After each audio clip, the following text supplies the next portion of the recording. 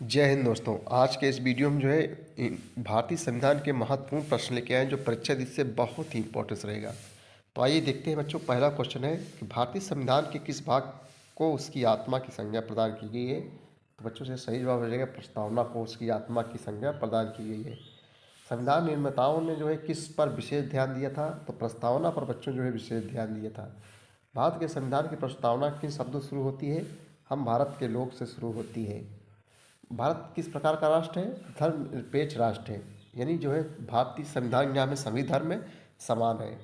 धर्मनिरपेक्ष का अर्थ क्या है। सभी धर्मों का महत्व स्वीकार करना।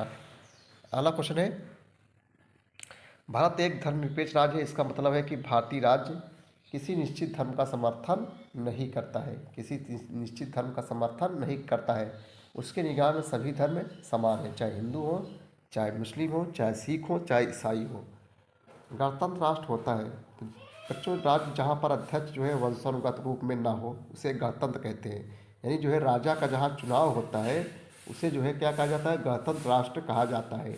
और जहाँ राजा का चुनाव नहीं होता है उसे राजतंत्र कहा जाता है। राजा ही सर्वे सर्वा होता है।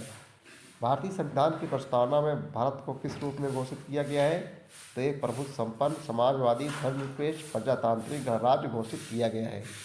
अगला क्वेश्चन है कि भारत एक गणतंत्र है। इसका क्या अर्थ है। तो भारत में वंशानुगत शासक नहीं है।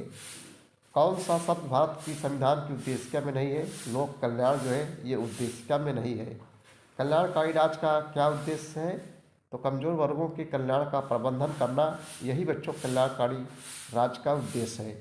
भारत को एक गणतंत्र मुख्य रूप से माना जाता है क्योंकि जो राज्याध्यक्ष है, राज्य का जो अध्यक्ष है उसका चुनाव होता है। अगला क्वेश्चन देखेंगे हम लोग। भारतीय संविधान में समवर्ती सूची किस देश के संविधान से ली गई है। तो ये ऑस्ट्रेलिया के संविधान से ली गई है। समवर्ती सूची ऑस्ट्रेलिया के संविधान से लिया गया है। भारत में लौकिक सार्वभौमिकता है क्योंकि संविधान की प्रस्तावना प्रारंभ होती है हम भारत के लोग शब्दों से। भारतीय संविधान की प्रस्तावना में जिन उद्देश्यों और आदर्शों की रूपरेखा दी गई है उनकी आगे व्याख्या की गई है। मूल अधिकार, राज्य के निश्चित सिद्धांत एवं मूल कर्तव्य। अगला क्वेश्चन देखेंगे हम लोग किस वर्ष भारत को एक प्रभुत्व प्रजातांत्रिक गणराज्य बना। किस वर्ष भारत एक प्रभुत्व संपन्न प्रजातांत्रिक गणराज्य बना। तो 1950 ईस्वी में। अगला क्वेश्चन है कि भारतीय गणतंत्र की 26/1/1950 को सही संवैधानिक वस्तु स्थिति क्या थी जब संविधान लागू किया गया था। तो बच्चों यहाँ सही जवाब हो जाएगा संपूर्ण प्रभुत्व संपन्न लोकतांत्रिक गणराज्य। कई बार परीक्षाओं में पूछा गया है।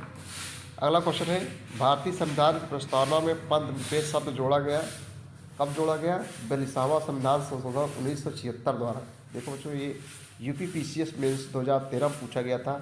UPPCS 2010 में पूछा गया था। 51 में पूछा गया था क्वेश्चन ये। अगला क्वेश्चन देखेंगे हम लोग। संविधान में हमारे राष्ट्र का उल्लेख किस नाम से किया गया है। भारत तथा इंडिया के नाम से उल्लेख किया गया है। भारतीय संविधान की प्रस्तावना में निम्नलिखित में से किस स्वतंत्रता का वर्णन नहीं है। तो आर्थिक स्वतंत्रता का वर्णन नहीं किया गया है। अगला क्वेश्चन है कि भारतीय संविधान का कौन सा भाग संविधान की आत्मा कहलाता है। तो बच्चों उद्देशिका, ये संविधान की आत्मा कहलाता है। यहाँ सही जवाब सी हो जाएगा। नेक्स्ट क्वेश्चन देखेंगे हम लोग। अब तक भारत के संविधान की उद्देशिका में कितनी बार संशोधन किया गया है। तो एक बार किया गया है। अगला क्वेश्चन है, भारतीय संविधान की उद्देशिका परिवर्तन किस संशोधन में किए गए थे। 42वां संविधान संशोधन अधिनियम 1976 में किए